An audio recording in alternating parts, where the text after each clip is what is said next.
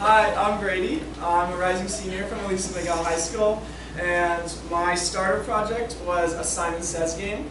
Basically, for this game, you just tap the microcontroller will make an order of lights, which you then have to memorize and type back in the same order.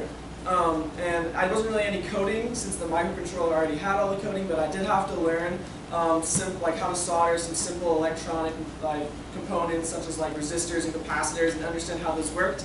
And this helped build a foundation that I then used on my main project, which is the 3D printed prosthetic arm. And basically, it receives signals from this hand in the glove, and then the robotic arm will do the same thing as that.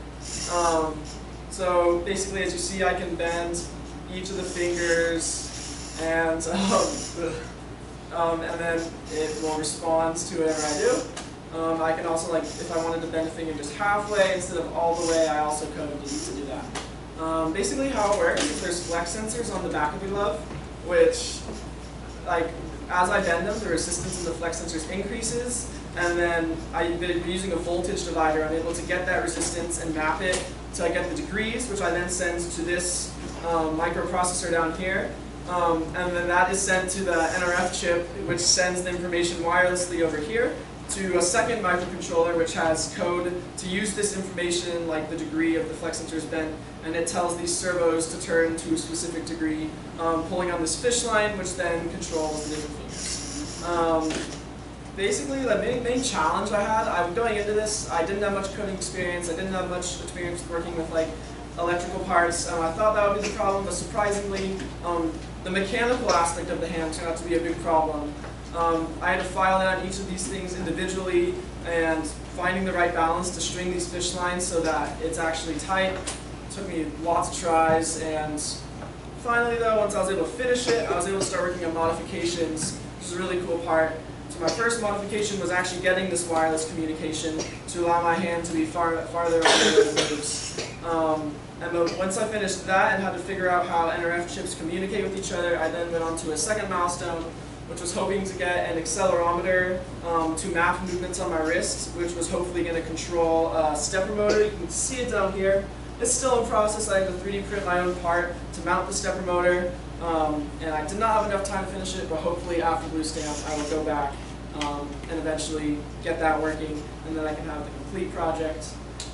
Overall, this whole journey through Blue Stamp has been incredible. In addition to like the friends I've made and the presentations that have taught me what it's actually like engineering in the real world, I think the biggest thing is it's confirmation for me that I know I want to be an engineer. Learning concepts in school is one thing, but actually doing the engineering yourself is a completely different thing. And this is unlike most experiences you can get out there, where this is pretty close to what I'm actually doing in the real world, and what engineers do in the real world in startups. Thank you. And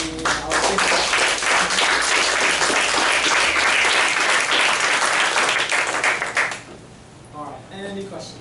Yes? How far can you control the it's very far. You can go, I think, like a few hundred meters. It still controls it, yeah. It just, the signal gets weaker, and depending on how much information you're sending, yeah, it's a good distance. Yes? Could you possibly give us a practical application for this? Yeah, for sure.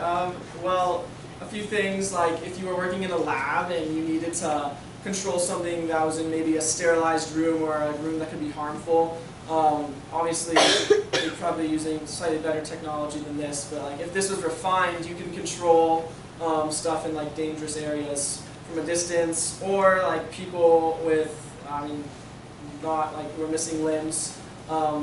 There's better ways to do it, but you could use this to like control your other hand, and it would just map the same distance. Yeah.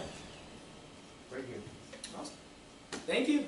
Oh yes. So are the motors being both flexion and extension, or is it spring return? So there's two strings, one to pull the finger up and one to pull the finger back. So I mean gravity helps, but there is a string pulling it down, and then another turns back and then pulls back up. Yeah. Yes. You mentioned that you had a 3D-part hand, the gold part at the bottom. Did you create that yourself, or? I did. So all of this hand was actually already, like the designs were already out there. But when I went on to my modification, I needed a specific part that wasn't online, so I had to learn how to use CAD and like designed all the parts and made it fit, and there's like screw holes I had to design, and then once I got all that, that's why it's gold, because we have gold plastic to 3D print with here. But yeah, so I had to learn how to do CAD and 3D print that myself. It took about 7 hours. Yeah. Can you print it in such a way that you can control it from many miles? Yeah, I mean, that's just I'd have to do a different form of like communication to send the information, but there's definitely that type of communication out there, yes, for sure. All right, thank you.